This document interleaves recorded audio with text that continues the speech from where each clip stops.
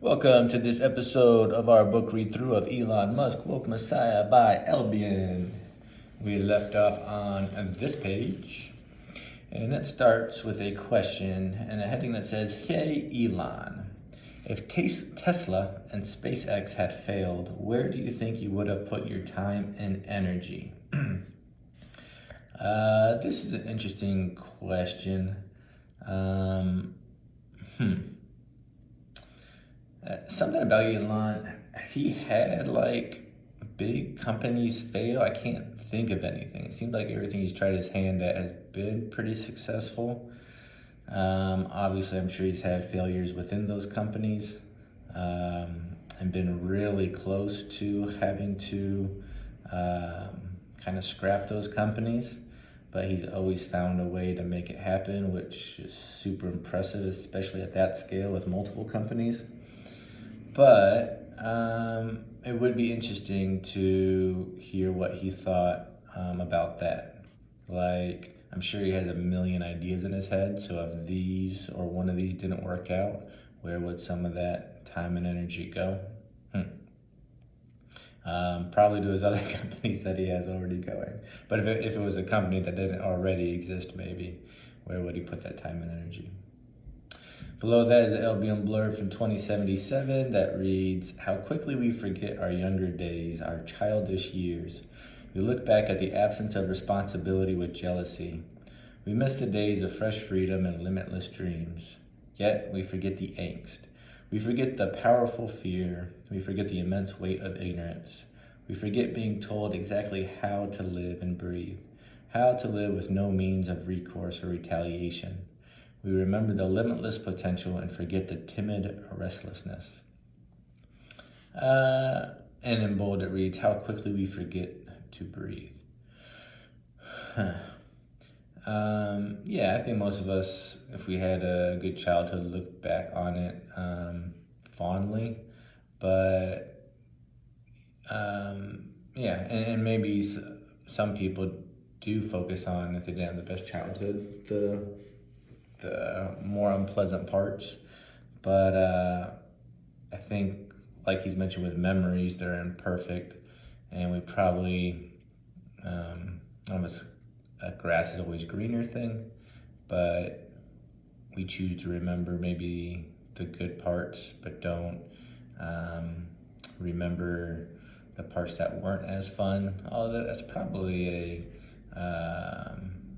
everyone's probably different, you know? It's probably not everybody.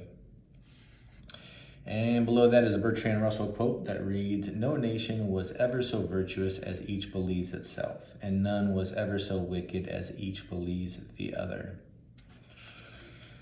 I like that quote. And you could probably say this about individuals as well, I would guess. The way we see ourselves is probably not how others see us. And is probably a little off one way or the other. And the same thing as when we're judging others. They're probably not as bad or as good as we might give them credit for. Something to keep in mind. Next page starts with a quote that reads, Don't tell me the solution for world peace is lost. There is an answer, though there is a cost. If you really don't want world war, then even little fights you should abhor. Because without fights there can't be war, so what are we all waiting for? Yeah. You always hear that quote like, is it a quote? World peace begins with me, or the solution starts with me, regardless of what it is. And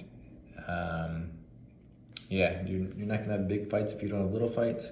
Seems maybe oversimplified, but there's probably some truth in there.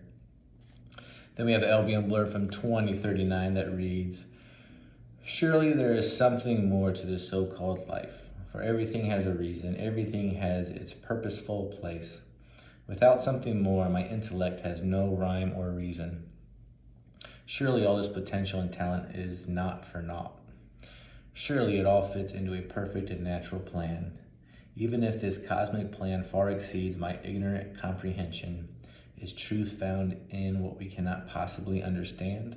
Is truth a destination only reached in our wildest dreams, forcing us to remain on our journey, forever wanting more? A journey unique to ourselves, a journey most painfully divine. And in bold it reads, surely there is a purpose in this cosmic plan found in our wildest dreams. Yeah, so he's back at kind of purpose and what is our purpose and can we even understand our purpose?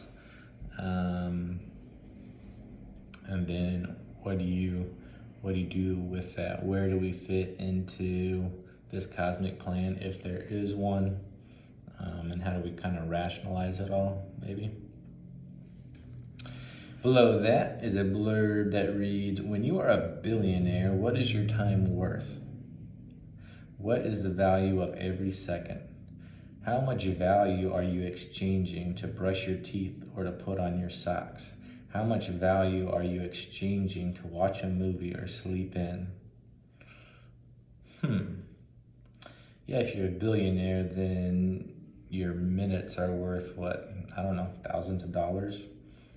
So that's kind of a weird way to look at it. If basically you're exchanging that much money in order to take the time to do the simple things in life. Yeah, that much money can probably screw with your head in a lot of ways, especially if you didn't come from that much money. Yeah. Another perspective.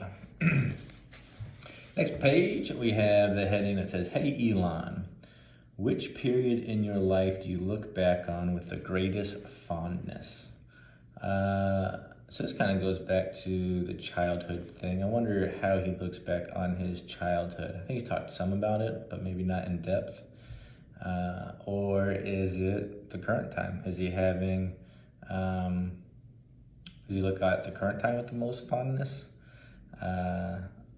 That would be interesting to hear. I'm sure all periods have, good and bad times, but what times does he keep going back to?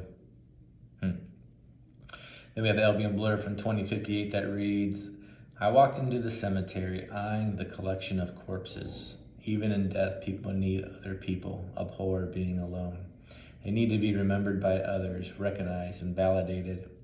What if the soul resides with the body after death? Trapped underground, a city of souls suffering from claustrophobic insanity. When I die, please do not bury me in dirt. Place me on the highest mountain, all alone in silence, where I can breathe the sweetest air, where I can stare into the farthest heavens, starry skies, where I can watch the universe live in splendid awe. So it doesn't have a lot of these, but a couple of these blurbs sound like they're talking about experiences.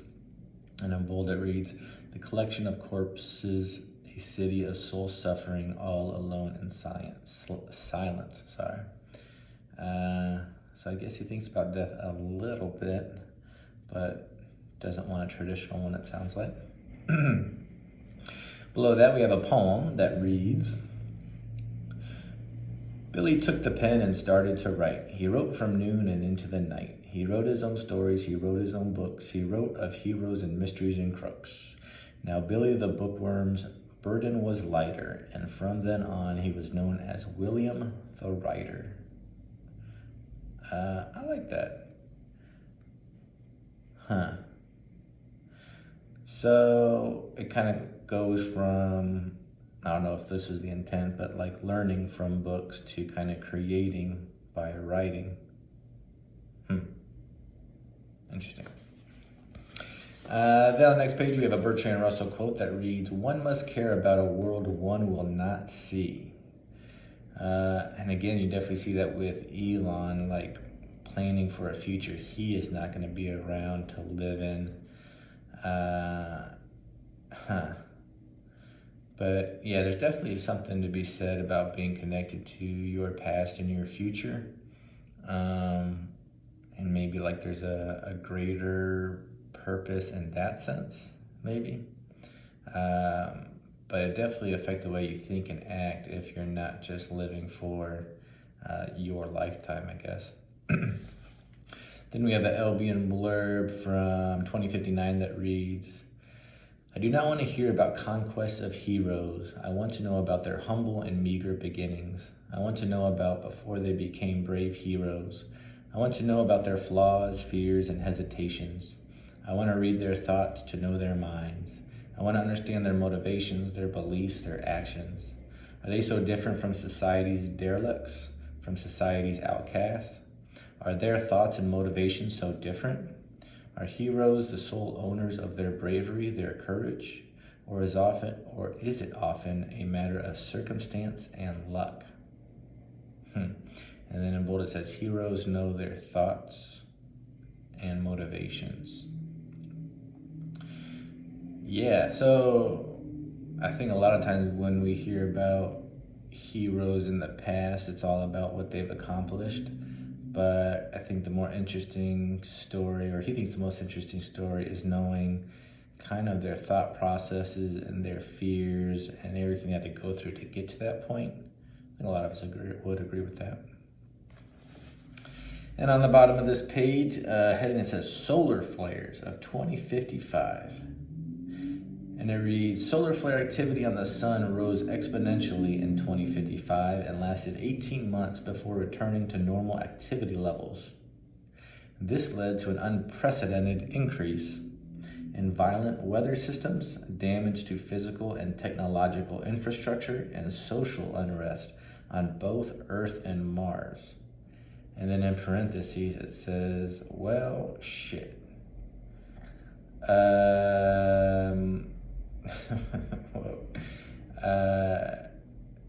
Yeah.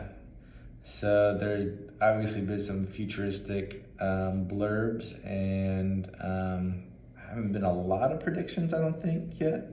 But this one seems to be significant. So somewhat of a natural disaster. Looks like it didn't destroy everything, but maybe we'll get some more clarification going forward. And with that, we will finish this episode. Maybe there'll be some better news in the next episode. But join us for that, and until then, have a great day.